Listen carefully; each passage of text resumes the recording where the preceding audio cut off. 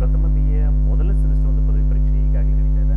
ನೀವು ಇವಾಗ ಆಲ್ರೆಡಿ ಬೇರೆ ಬೇರೆ ವಿಷಯದ ಪತ್ರಿಕೆಗಳನ್ನ ಎಕ್ಸಾಮ್ ಬರೆದಿದ್ದೀರಾ. ಈಗ ಸಮಾಜಶಾಸ್ತ್ರ ಪತ್ರಿಕೆ ಹೇಗಿದೆ ಅನ್ನೋದನ್ನ ಒಂದು ಕ್ಯೂರಿಯಾಸಿಟಿ ಇದೆ ಇವಾಗ ನಿಮಗೆ. ಎಕ್ಸಾಮಿಗೆಲ್ಲ ಚೆನ್ನಾಗಿ ಪ್ರಿಪೇರ್ ಆಗ್ತಿದ್ದೀರಾ. ನಿಮ್ಗೆ ಈಗಾಗಲೇ ರಾಜ್ಯ ಶಿಕ್ಷಣ ನೀತಿ ಪಠ್ಯಕ್ರಮದ ಪ್ರಕಾರ ನಡೀತಾ ಇರುವಂತಹ ಎರಡನೇ ಪರೀಕ್ಷೆ ಇದಾಗಿದೆ. ಮೊದಲನೇ ಪರೀಕ್ಷೆ 2024ರಲ್ಲಿ ನಡೆದಿದೆ. ಆ ಪರೀಕ್ಷೆಯ ಒಂದು ಪ್ರಶ್ನೆ ಪತ್ರಿಕೆ ನಿಮ್ಮ ಹತ್ರ ಆಲ್ರೆಡಿ ಇದೆ. ಅದನ್ನ ಓಲ್ಡ್ ಕ್ವಶನ್ ಪೇಪರ್ ಆಗಿ ನೀವು ರೆಫರ್ ಮಾಡ್ಕೊಂಡಿರ್ತೀರಾ. ನಿಮಗೊಂದು ಐಡಿಯಾ ಬಂದಿದೆ ಕ್ವಶನ್ ಹೇಗೆ ಬರಬಹುದು ಅಂತೇಳಿ.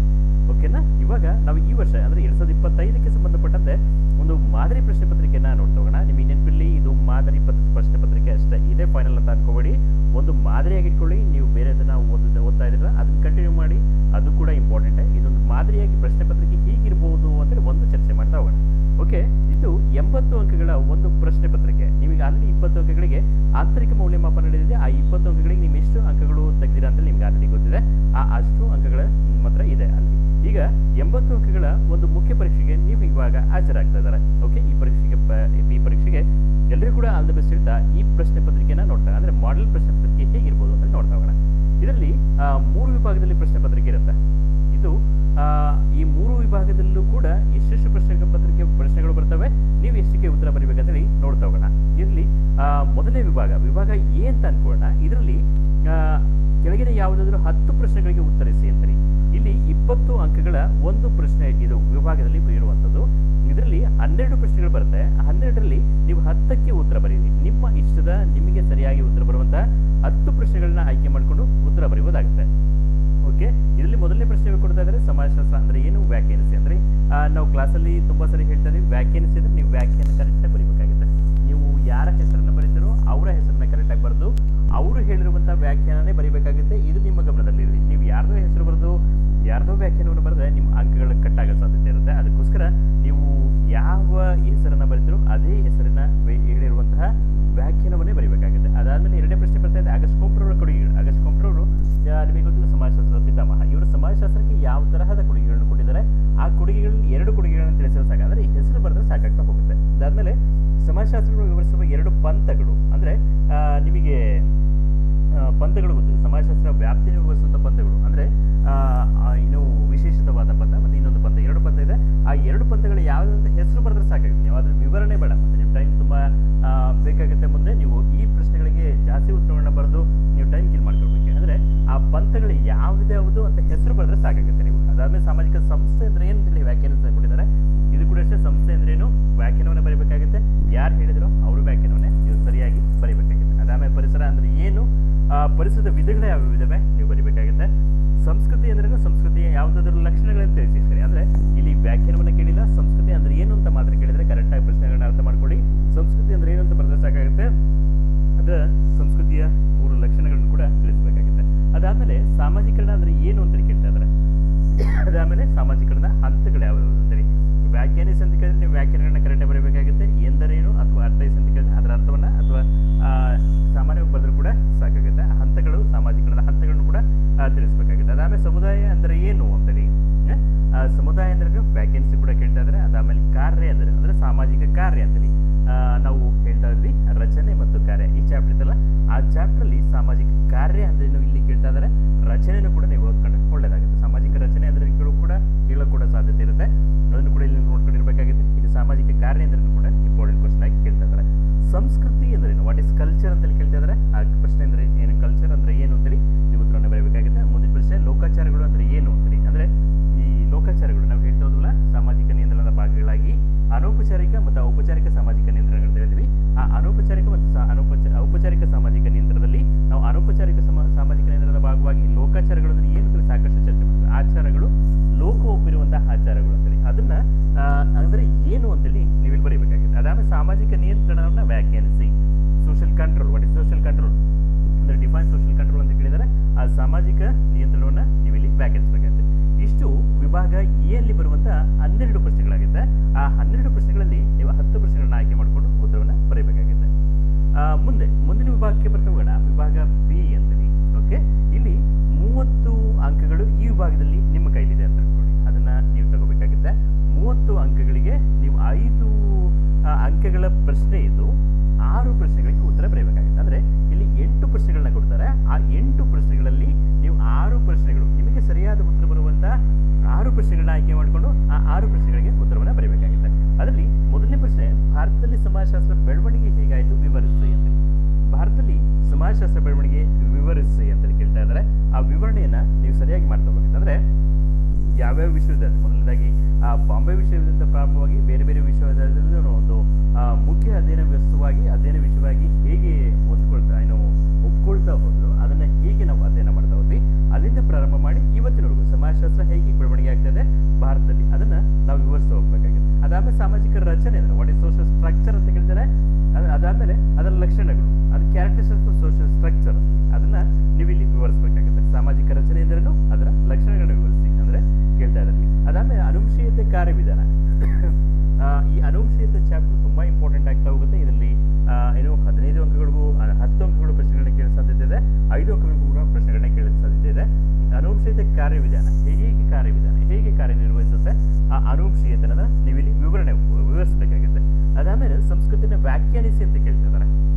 ಅಲ್ಲಿ ಮೇಲ್ಗಡೆ 2 ಅಂಕಗಳ ಪ್ರಶ್ನೆಗಳಿಗೆ ಕೇಳ್ತಾ ಹೋದಾಗ ಸಂಸ್ಕೃತಿ ಅಂದ್ರೆ ಏನು ಅಂತ ಕೇಳಿದ್ರು, ಆದ್ರೆ ಇಲ್ಲಿ ವ್ಯಾಖ್ಯಾನಿಸಿ, ಡಿಫೈನ್ ಕಲ್ಚರ್ ಅಂತ ಕೇಳ್ತಿದ್ದಾರೆ. ನೀವು ಅದರ ಡೆಫಿನೇಷನ್ ಸರಿಯಾಗಿ ಬರೀಬೇಕಾಗುತ್ತೆ. ಯಾರ ಹೆಸರು ಬರೀತಿರೋ ಅವರ ಹೆಸರು ಬರೆದು ಅವ್ರ ವ್ಯಾಖ್ಯಾನ ಬರೀಬೇಕಾಗುತ್ತೆ. ಮಿನಿಮಮ್ 2 ವ್ಯಾಖ್ಯೆಗಳನ್ನ ಬರೆದ್ರೆ ಸಾಕಾಗುತ್ತೆ. ಆಯ್ತಾ, 2 ಸಮಾಜಶಾಸ್ತ್ರ ಹೇಳುತ್ತಾ 2 ವ್ಯಾಖ್ಯೆಗಳನ್ನ ಬರೆದ್ರೆ ಸಾಕಾಗುತ್ತೆ ಇಲ್ಲಿ. ಅದಾದ್ಮೇಲೆ ಸಂಸ್ಕೃತಿಯ ಪ್ರಕಾರಗಳು, ಯಾವುದೇ ಸಂಸ್ಕೃತಿ ಪ್ರಕಾರಗಳಿದಾವೆ ಆ ಸಂಸ್ಕೃತಿಯ ಪ್ರಕಾರಗಳನ್ನ ನೀವು ಇಲ್ಲಿ ವಿವರಿಸಬೇಕಾಗುತ್ತೆ.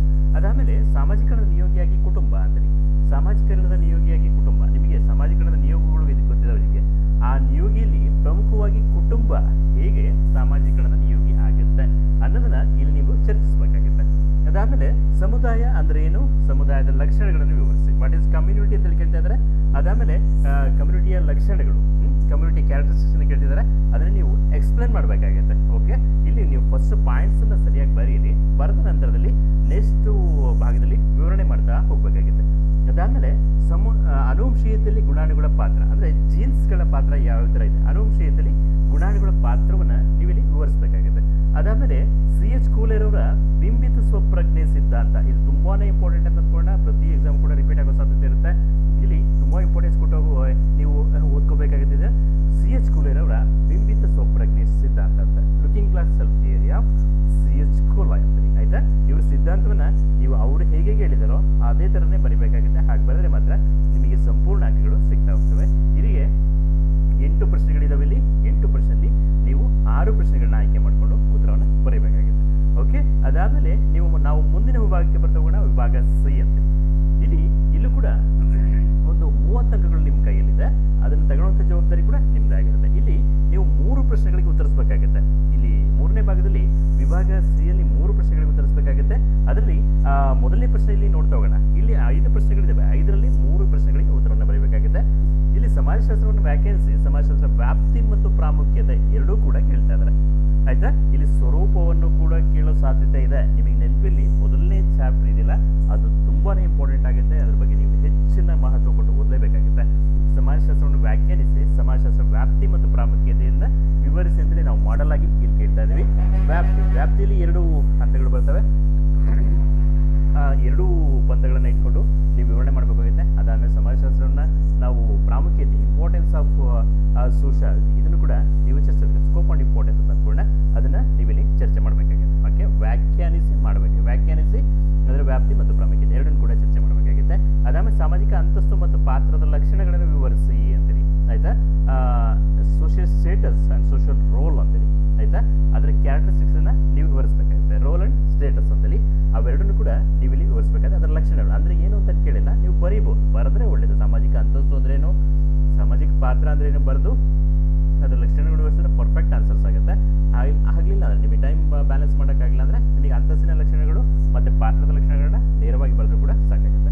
ಅದಾದ್ಮೇಲೆ ಸಾಮಾಜಿಕರಣವನ್ನು ವ್ಯಾಖ್ಯಾನಿಸಿ ಸಾಮಾಜಿಕರಣದ ನಿಯೋಗಿಗಳನ್ನ ವಿವರಿಸಿ ಅಂತೇಳಿ. ಆಯ್ತಾ, ಸಾಮಾಜಿಕರಣ ಅಂದ್ರೆ ಏನು ಅಂತ ವ್ಯಾಖ್ಯಾನಿಸಬೇಕಾಗುತ್ತೆ. ಸಾಮಾಜಿಕರಣ ನಿಯೋಗಿ, ಒಂದು ನಿಯೋಗಿನ ನಾವು ಮೇಲ್ಗಡೆ ಹೇಳಿ ಕುಟುಂಬ, ಸಾಮಾಜಿಕ ನಿಯೋಗಿ ಕುಟುಂಬ ಅಂತ ಹೇಳಿದೀವಲ್ಲ, ಅದನ್ನ ನೀವು ವಿವರಣೆ ಮಾಡ್ತಾ ಹೋದ್ರೆ ಅದ್ರ ಜೊತೆಲಿ ಇನ್ನೊಂದು ಸ್ನೇಹಿತರ ಗುಂಪು ಅಂತ ಇದೆ, ಅದನ್ನು ಕೂಡ ನೀವು ಇಲ್ಲಿ ಚರ್ಚೆ ಮಾಡ್ತಾ ಹೋಗೋದು. ಈ ಸಾಮಾಜಿಕ ನಿಯೋಗಗಳು ಯಾವ್ಯಾವ ಇದಾವೋ ಅವೆಲ್ಲವನ್ನು ಕೂಡ ನೀವು ಇಲ್ಲಿ ವಿವರಿಸಬೇಕಾಗುತ್ತೆ. ಇದು 10 ಅಂಕದ ಪ್ರಶ್ನೆ, ನೆನಪಿರಲಿ. ಓಕೆ, ಅದಾದ್ಮೇಲೆ ಸಾಮಾಜಿಕ ನಿಯಂತ್ರಣವನ್ನು ವ್ಯಾಖ್ಯಾನಿಸಿ. ಸೋಷಿಯಲ್ ಕಂಟ್ರೋಲ್ ಅಂದ್ರೆ ಏನು, ಸಾಮಾಜಿಕ ನಿಯಂತ್ರಣದ ಪ್ರಕಾರಗಳು. ಆಯ್ತಾ, ಸಾಮಾಜಿಕ ನಿಯಂತ್ರಣ ಪ್ರಕಾರಗಳು ಯಾವ್ಯಾವ ಇದಾವೋ ಅವುಗಳನ್ನ ನೀವು ಇಲ್ಲಿ ವಿವರಿಸಬೇಕಾಗುತ್ತೆ. ಅದಾದ್ಮೇಲೆ ಸಮಾಜಶಾಸ್ತ್ರ ಉಗಮವನ್ನು ವಿವರಿಸಿ ಅಂತೀವಿ. ನಾವು ಭಾರತದಲ್ಲಿ ಸಮಾಜಶಾಸ್ತ್ರ ಬೆಳವಣಿಗೆಯನ್ನು ನೋಡ್ತಾ ಹೋದ್ವಿ ಅಂದ್ರೆ 5 ಅಂಕಗಳ ಪ್ರಶ್ನೆಗಳನ್ನ ಅಲ್ಲಿ ಕೇಳಿದ್ದಾರೆ. ಇಲ್ಲಿ ಉಗಮ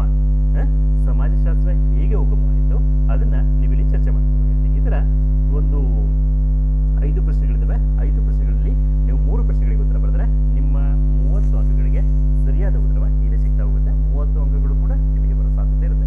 ಇಲ್ಲಿಗೆ ಈ 80 ಅಂಕಗಳ ಪ್ರಶ್ನೆಗಳು ಇಲ್ಲಿಗೆ ಮುಕ್ತಾಯ ಆಗ್ತಾ ಹೋಗುತ್ತೆ. ಈ ಥರ ನೀವು ಇನ್ನು ವಿಭಾಗ ಎಯಿಂದನೇ ಪ್ರಾರಂಭ ಮಾಡಬೇಕು, ಬಿಯಿಂದನೇ ಪ್ರಾರಂಭ ಮಾಡಬೇಕು, ಸಿಯಿಂದ ಪ್ರಾರಂಭ ಮಾಡಬೇಕಂತ ಏನಿಲ್ಲ, ಆಯ್ತಾ. ನಿಮಗೆ ಟೈಮ್ ಬ್ಯಾಲೆನ್ಸ್ ಇಂಪಾರ್ಟೆಂಟ್ ಆಗುತ್ತೆ. ನೀವು ಹೆಚ್ಚು ಅಂಕಗಳಿರುವ ಪ್ರಶ್ನೆಗಳನ್ನ ಪ್ರಾರಂಭದಲ್ಲಿ ಉತ್ತರ ಕೊಟ್ಟರೆ ತುಂಬ ಒಳ್ಳೆಯದು. ಯಾಕಂದರೆ 10 ಅಂಕದ ಪ್ರಶ್ನೆಗಳಿಗೆ ನೀವು ಜಾಸ್ತಿ ಮಾರ್ಕ್ಸ್ ಆಗಿ ಚಾನ್ಸಸ್ ಇರುವಂಥ ಪ್ರಶ್ನೆ.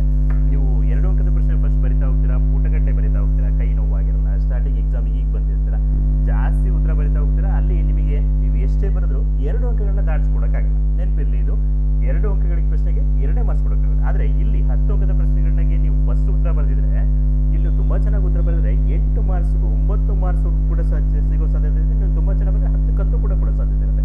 ಅದಕ್ಕೋಸ್ಕರ ನೀವು ಹೆಚ್ಚು ಅಂಕಗಳಿರುವ ಪ್ರಶ್ನೆ ಅಂದರೆ 10 ಅಂಕದ ಪ್ರಶ್ನೆಗಳಿಗೆ ಮೊದಲನೇದಾಗಿ ಉತ್ತರಿಸಿ, ಅದಾದಮೇಲೆ 5 ಅಂಕಗಳಿಗೆ ಬರ್ಬೋದು, ಅದಾದಮೇಲೆ 2 ಅಂಕದ ಪ್ರಶ್ನೆಗಳು, ಆಯಿತಾ. ಆ ಥರ ಉತ್ತರ ಬರೆದ್ರೆ ಒಳ್ಳೆಯದು. ಅದೇ ಥರ ಬರೀಬೇಕಂತ ಏನಿಲ್ಲ, ನಿಮ್ಮ ಇಷ್ಟ. ನಿಮ್ಮ ಟೈಮ್ ಬ್ಯಾಲೆನ್ಸಿಗೋಸ್ಕರ ಇದೊಂದು ಉದಾಹರಣೆ ಕೊಟ್ಟಿದ್ದೆ ಅಷ್ಟೇ. ನಿಮ್ಮ ಇಷ್ಟ. ನೀವು ಎಲ್ಲ ಪ್ರಶ್ನೆಗಳಿಗೆ ಉತ್ತರಿಸಬೇಕಾಗುತ್ತೆ. ಇಲ್ಲಿ ಎಲ್ಲ ಪ್ರಶ್ನೆಗಳು ಉತ್ತರಿಸಿ, ಅದ್ರ ಜೊತೆಲಿ ಪ್ರಶ್ನೆ ಸಂಖ್ಯೆಯನ್ನು ತುಂಬ ಇಂಪಾರ್ಟೆಂಟ್ ಆಗುತ್ತೆ ಇಲ್ಲಿ, ಆಯಿತಾ. ನಿಮಗೆ ಈ ವಿಭಾಗ ಬಿ ಮತ್ತು ಸಿ ಯಲ್ಲಿ ಯಾವುದೇ ಥರದ ಕನ್ಫ್ಯೂಸ್ ಆಗಲ್ಲ ಅಂತ ಅನ್ಕೊಳ್ಳೋಣ. ಆದರೆ ವಿಭಾಗ ಎ ಯಲ್ಲಿ ಇದೆಯಲ್ಲ, ಇಲ್ಲಿ ಪ್ರಶ್ನೆ ಸಂಖ್ಯೆ 1 ಅಂತ ಕೊಟ್ಟು ABCD ಅಂತೇಳಿ ಕಂಟಿನ್ಯೂ ಮಾಡ್ತಾ ಇದ್ದಾರೆ. ಅಲ್ಲಿ ನೀವು ಪ್ರಶ್ನೆ ಸಂಖ್ಯೆಯನ್ನು 1 ಅಂತ ಬರೆದು ಅದನ್ನು ABCD ಈ ಥರನೇ ಬರೀಬೇಕಾಗುತ್ತೆ. ನೀವು ಪ್ರಶ್ನೆ ಸಂಖ್ಯೆ ಯಾವುದಕ್ಕೂ ಉತ್ತರ ಬರೀತಿದ್ದೀರಾ.